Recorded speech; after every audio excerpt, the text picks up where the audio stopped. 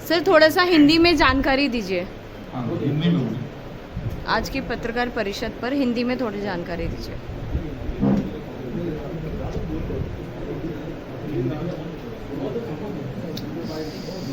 महानगर पालिका में जो मुंबई आयुक्त है इकबाल सिंह चहल साहब और अश्विनी जोशी मैडम, इनसे हम लोग गए 4 महीने से हम लोग 2 मुद्दे 3 मुद्दे लेके उनसे बात कर रहे थे कि बाबा 15 से 20 करोड़ जो टेंडर में आपका नुकसान हो रहा है, अगर मैं आपके पास आया और बोला कि आपका नुकसान हो रहा है 15 से 20 करोड़, तो उनका रिएक्शन कैसा होना चाहिए? मेरे को उसका डिटेल्स स्ट्रक्चर दे दो, वो कैसा होगा वो मुझे उसका प्रूफ दे दो या उसके पेपर दे दो, मुझे समझाओ। लेकिन इकबाल चहल साहब ने वो मुद्दा हटाया, इग्नोर किया। अश्विनी मैडम ने वो मुद्दा इग्नोर किया। हम ये चाहते कम से कम तुम हमारा सुनो कि इसमें 15 से 20 करोड़ ये महानगर पालिका का नुकसान हो रहा है। अगर आप ये टेंडर ओपन करते हैं आणि 49 टेंडर वालों को बाधित करके खाली एक टेंडर वाले को कंडीशन रखा है, उसके अंदर में जो रेगुलरली जो 49 टेंडर वाले थे उनके साथ जो काम करने वाला लेबर था, उनके साथ जो समूह वंचित था, जो बेरोजगारी समूह जो कॉन्ट्रैक्ट बेसिक पे काम करता है, वो सब के सब पूरे बाधित करके खाली एक कॉन्ट्रैक्टर को उन्होंने दे दिया। और उसके पीछे किसका हाथ है? अगर महानगर पालिका में उसके लिए नियम अगर अचानक बदली कर देता है तो किसका हाथ होगा? आप समझ सकते हो। इसमें हो सकता है राज्य सरकार और महानगर पालिका मिलकर किया होगा। कुछ लोग ऐसे कह रहे हैं कि उसको टेंडर मिलाने के लिए ये सब चीज हो गई है। जो महानगर पालिका में कुछ प्योर रहते हैं, कोई अधिकारी लोग रहते हैं जो अच्छे नहीं होते कि जो हो रहा है वो गलत हो रहा है, हम हमारा नाम मत बताओ, लेकिन ऐसा ऐसा हो रहा है आप आवाज बोलो। इसलिए वंचित बहुजन आघाड़ी 4 महीने से उसके ऊपर काम कर रही है। लेकिन वो एक कौन है जिसे टेंडर दिया गया है? एफएसको प्राइवेट लिमिटेड। एफएसको private limited 30 crore 40 crore 50 crore turnover होना चाहिए। जो टेंडर देते हैं तो महानगर पालिका का अनुभव होना चाहिए। उसने ब्रिटानिया कंपनी का, प्राइवेट कंपनी का एक अनुभव दिखा दिया उसके अंदर में, और प्राइवेट अनुभव लेके उसको टेंडर दे दिया। मतलब वो भी तो महानगर पालिका के खिलाफ ही हो गया। अगर वो कैपेबल नहीं था तो टेंडर ओपन कर देते। 49 टेंडर में एक बोली लगती थी, कोई 2 रुपए रेट देता था, कोई 4 रुपए रेट देता था, कोई 10 रुपए रेट देता था। तो जितना रेट बढ़ जाता था उतना महानगर पालिका का रेट बढ़ जाता था ना, उनको बेनिफिट मिलती थी। क्यों इकबाल चहल साहब उस चीज को नुकसान करवा रहे महानगर पालिका का?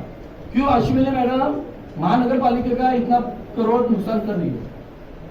ये उन्होंने जवाब देना चाहिए। और मैं चाहता हूं कि आप ये प्रेस कॉन्फ्रेंस खत्म होने के बाद आप पूरी की पूरी मीडिया जाके, महानगर पालिका तो सामने ही है, वहां ही दोनों आदमी बैठते हैं, अब उनको पूछो ये कि वंचित बहुजन आघाड़ी से इतने लोग आके आपको 4 महीने से कन्विंस कर रहे हैं कि आपका नुकसान हो रहा है, हमारा नहीं हो रहा है। लेकिन वो साथ में बहुत से बेरोजगार भी नुकसानी में जा रहे हैं। एक वो काम किया उन्होंने। दूसरा इंपॉर्टेंट है कि महानगर पालिका के अंतर्गत में जो पे एंड पार्किंग जो है वो महिला बचत गट को दिया जाता है 50% रिजर्वेशन में। 96 रिजर्वेशन जगह किया हुआ है, उसका जीआई है हमारे पास। उसके अंदर में 50% महिला बचत गट और 25% बेरोजगार। आप देख रहे हैं कि बेरोजगारी के ऊपर आप कैसे कर रहे हैं। इधर से रिजर्वेशन हटाने के लिए उन्होंने दूसरा कंडीशन लगाया कि 3 करोड़ उसने कंडीशन में भरना है 6 महीने के अंदर में, और स्कूटनी के टाइम में उसने 30 लाख रुपए भरना है। कितना? 30 लाख स्कूटनी के टाइम में भरना है। अभी मुझे एक बार बता दीजिए, ये बचत गट वाले जिनको खाने के वादे 6 महीने का कॉन्ट्रैक्ट मिलता है वो भर सकते हैं? मतलब रिजर्वेशन कैसे हटाने का उसका ये नया फंडा इकबाल चहल साहब के अंडर के टीम ने और मुख्यमंत्री एकनाथ शिंदे के टीम ने ये सब चालू कर दिया है। और ये आइडिया केंद्र से आया है क्या? इसके ऊपर वंचित बहुजन आघाड़ी का प्रश्न है। मैं चाहता हूं नरेंद्र मोदी साहब को, आप बोलते हैं कि महिला सशक्तिकरण होना चाहिए, आर्थिक सक्षम होना चाहिए, उसकी बाजू स्थिर होना चाहिए, तो इधर की जो महिला भी आप बाधित कर रहे हैं क्या इसका समर्थन एकनाथ शिंदे साहब क्या इकबाल चंद साहब से कर रहे हैं क्या? मोदी साहब ने क्लियर करना चाहिए। इसके पहले क्या डिपॉजिट वगैरह और ऐसा कुछ भरना था पहले? हाँ? पहले क्या कंडीशन थी जो आप चेंज हुई? पहले आपका था 10% जो भी साइट होता है, सपोज करो कोई साइट 10 लाख का है मंथली लाइसेंस फी, तो उसका 10% EMD आमदन पर डिपॉजिट होता था। 10%, 10 लाख है तो 10% 1 लाख कर दिया गया है।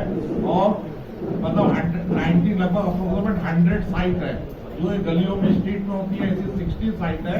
और जो बिल्डिंग का उसका परसेंटेज शेयर कोट करेगा। अब परसेंटेज वो लिया तो कितना अमाउंट उसको हो गया? महानगर पालिका ही टोटल रेवेन्यू लॉस हो रहा है, जबकि ये बचत गट और ये महानगर पालिका वाले ये कलेक्ट करके और ये लाइसेंस फी में जमा करते थे। जो भी कलेक्शन हो कम ज्यादा, लेकिन वो उतना लाइसेंस फी जमा करते थे। लेकिन अब ऐसा नहीं होगा। अब वो जो कलेक्शन शो करेगा, सपोज करो उसने कलेक्शन शो किया 200 करोड़, तो उसमें उसको 40% बात 80 करोड़ रुपया तो वही ले लेगा। महानगर पालिका का 120 करोड़ हाथ में आएगा, महीने का 80 करोड़ का लॉस। ये महानगर पालिका की सोची समझी पूरा एक तरीके की स्कीम है। कुछ बड़े कारपोरेट लोगों को इसमें फिक्स करके और उनको बेनिफिट फायदा पहुंचाने की पूरी कोशिश कर रहे हैं। कोशिश क्या कर रहे हैं? टेंडर हो चुका ऑलरेडी, सबमिट करने का डेट एक्सटेंड किया है। 6 मार्च का टेंडर था, लेकिन कुछ ऑब्जेक्शन आने की वजह से उन्होंने इस टेंडर को एक्सटेंड किया है कुछ 14 मार्च तक के। जो परसेंटेज टेंडर में फाइनलाइज होगा वो परसेंटेज उसको मिलना है। तो इस प्रकार का इकबाल चहल साहब अपने अधिकारी द्वारा ये कार्यक्रम करा। वीडर है, मतलब वेंडर 49 है, लेकिन उसको पार्टिसिपेट सिर्फ 3 व्यक्ति ने किया है। जो अभी वो जल्द ही रजिस्टर्ड हुए हैं, जिसमें एक एफएसको है जिसको ये पहुंचाया जा रहा है, फर्स्ट बिडर है, दूसरा गोयल है, थर्ड एबी इंटरप्राइज है। एबी इंटरप्राइज को उन्होंने डिस्क्वालीफाई करके रखा है। अगर उसका टेंडर ओपन कर देवे तो 15 करोड़ का रेट में डिफरेंस मिलेगा, ये जो एफएसको के रेट से। सिंपल है। महानगर पालिका से मेरा इतना ही कहना है कि आप जो थर्ड टेंडर है आप उसको ओपन करके देख लीजिए, क्योंकि मार्केट रेट इस समय स्क्रैप का 40 रुपीज पर केजी है और ये टेंडर 29 में जा रहा है। लाखों टन माल है, ब्रिटिश के जमाने का ये सब पाइपलाइन वगैरह है, इसी को सेल करने की पूरी कोशिश की जाए। ये पाइपलाइन रिमूव करा के इन्होंने कॉन्ट्रैक्टर द्वारा सब डंप करा के रखा है, उसका भी इन्होंने इसका एक्स्ट्रा पैसा दिया। एक्स्ट्रा पैसा दिया मतलब घुमा फिरा के बीएमसी से खजाना खाली किया जा रहा है। स्टेट गवर्नमेंट को पूरी तरीके से बीएमसी अपने कंट्रोल में रख के कार्यक्रम सब कर रहे हैं। टेंडर एफएसको करके कॉन्ट्रैक्टर है, उसको फायदा पहुंचाने के लिए ये पूरी रीति की गई है कि ये टेंडर वही उसमें पार्टिसिपेट कर सकता है, दूसरा कोई नहीं कर सकता है। जो टेंडर पार्टिसिपेट इसका हो भी चुका है, क्योंकि उसमें क्राइटेरिया उन्होंने रख दिया है कि 12 टर्म कंडीशन ये रखा है कि 1200 एमएम का डाया का पाइपलाइन का काम किया हुआ 25 करोड़ का एक सर्टिफिकेट होना कंपलसरी है। वो मुंबई में किसी के पास नहीं है। ये 50 वेंडर जो रजिस्टर्ड है उनको पूरा पार्टिसिपेट पहले से हक करना था। पहला टेंडर है जिसमें इनको बाइकाट किया गया है। इनको ये टर्म कंडीशन डाल दी गई है और ये कंडीशन में भी मेंशन है जो ईएमडी अर्नेस्ट बनने जो 66 लाख डिपॉजिट है, जो ये डॉक्यूमेंट उसमें सबमिट नहीं करेगा उसका 10% ईएमडी अमाउंट में से फॉरफिट हो जाएगा। 66 लाख में से समझो उसका 6,60,000 फॉरफिट हो जाने वाला है। 6,60,000 उसका फॉरफिट हो जाएगा। इस डर से कोई टेंडर भर नहीं रहा है, क्योंकि कोई भी व्यक्ति अपना 6,60,000 वेस्टेज तो करेगा नहीं। और जब ये 18 टेंडर था, 18 आइटम था, उसको एक लॉट नहीं बनाना चाहिए था। अब वो एक लॉट बना के उन्होंने टेंडर भरा है, फिर रेट ओपन भी हो गया है। एबी इंटरप्राइज एक कंपनी है, उसका रेट नहीं ओपन हुआ है क्योंकि उसने रेट ज्यादा भरा हुआ है। उसने सर्टिफिकेट दिया है 25 करोड़ का, लेकिन प्राइवेट कंपनी का दिया हुआ है, तो उन लोग प्राइवेट कंपनी को एक्सेप्ट नहीं कर रहे हैं क्योंकि उनको फायदा एफएसको को पहुंचाना है। एफएसको ने भरा है 27 रुपया 90 पैसे का रेट, ये ओपन भी हो गया उनका रेट है, जबकि मार्केट रेट 40 रुपीज का है। आप मार्केट रेट न्यूज़पेपर का भी उठा के देखें तो स्क्रैप का रेट आज 40 रुपीज का केस, वो हिसाब से उसका 20 करोड़ का जो रेट पार्टिसिपेट किया उसमें डिफरेंस आता है। जो पाइपलाइन है इधर से भिवंडी से स्टार्ट होगी और तांसा झील तक जाती है। ये इससे पहले भी एफएसको के साथ महानगर पालिका कर रही है, लगभग 2 साल से ये गेम खेल रही है। इससे पहले ये टेंडर था ही नहीं पाइपलाइन में ऐड, तो भी उन लोगों ने इसको दे दिया था। वंचित बहुजन अघाड़ी से उठाया गया। कुछ स्क्रैप मर्चेंट ने हमारे पास आके कांटेक्ट किया और हम लोगों को बोला, तो वो हिसाब से हम लोगों ने इसमें इंटरफेयर किया। ये पार्टिसिपेट वेंडर लोग का लेटर आया हमारे पास जो 49 है कि हमारी महानगर पालिका कोई सुनवाई नहीं कर रही है, इसलिए हमको इसमें आप लोग कुछ इंटरफेयर करें। इसलिए हम लोग के और हमारे कार्यकर्ता ने इसमें डीपली इन्व्हेस्टिगेशन किया और करने के बाद ये चीज बाहर निकाल के लाए। पासून हा महिला बचत गटांना लागू केला गेला आणि आता हे जे टेंडरचा जे काढलेलं आहे त्याच्यामध्ये आपण पाहू शकता की त्यांनी ह्याच्यामध्ये जे कंडिशन दिलेले आहे ती कंडिशन अशी आहे की 3 करोड जो आहे 3 करोड त्यांना भरायचे आहे 6 महिन्याच्या आतमध्ये। कंडिशन जी आहे 3 करोडची भरायची आहे कंडिशन। 3 करोड मधले जी स्क्रुटिनी होते ज्यावेळेस आपण ऍप्लिकेशन करतो ए टेंडर मध्ये आणि ही सगळी केल्यानंतर आपण ज्यावेळेस त्या टेंडरला ओपनिंग होतं त्यावेळेस 30 लाख भरायचे आहे। आता मला एक सांगा साधी गोष्ट की ज्याला एक वेळेचं जेवण मिळत नाही तो ह्या संस्थेच्या माध्यमातून आपलं उपजीविका करतो, आपला परिवार पाळतो आहे, त्याच्याकडे हे 30 लाख स्क्रुटिनीचे किंवा 6 महिन्यामध्ये 3 करोड भरायची त्याची ऐपत आहे का? ह्याचाच अर्थ की मागच्या दरवाजाने कॉर्पोरेटला घुसवायचं आणि पुढच्या दरवाजाने यांना पळवून लावायचं। ही जे नियम बदल झालेला आहे त्याचा पूर्ण दस्तावेज आहे आम्ही सगळा जो काढलेला आहे। त्या ठिकाणी गाड्या आहेत ज्या लँडवरती जो महानगरपालिकेला त्याचा एक बेनिफिट मिळत असतो, जो बेनिफिट महानगरपालिकेला मिळत असतो आणि त्या बेनिफिटच्या मुळे महानगरपालिकेचा जो आर्थिक जो आहे तो भार मिळत असतो। आणि दुसरी गोष्ट बेरोजगारी खतम करण्यासाठी किंवा जो बेरोजगार आहे ज्यांना नोकरी धंदा नाही, जे काय काम करू शकत नाहीत अशा लोकांना ती दिल्यानंतर त्याचा एक रोजंदार आणि त्याचा परिवार चालवण्यासाठीची जी काही ही योजना आहे ही एक प्रकारची योजना आहे। आता त्या योजनेला हे कॉर्पोरेट बनवतात, इंडस्ट्रियल बनवतात।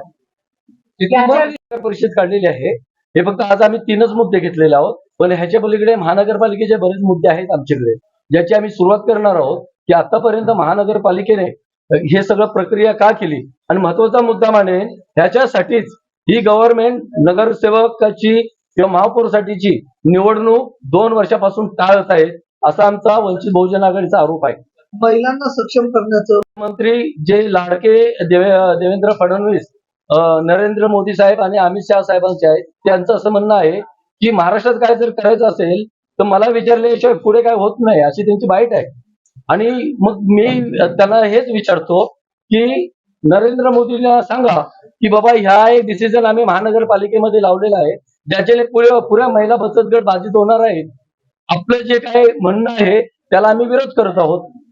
बचत गट होता है जितना टेंडर निकलता है 96 अप्रोक्सीमेट 50 साइट है पर लगभग 500 लोग बेरोजगार हो सकते हैं, महिला बजट के 500। लेकिन 500 गट नहीं 500 परिवार भी है, उसके साथ खाने पीने वाले उनका भविष्य भी है ना।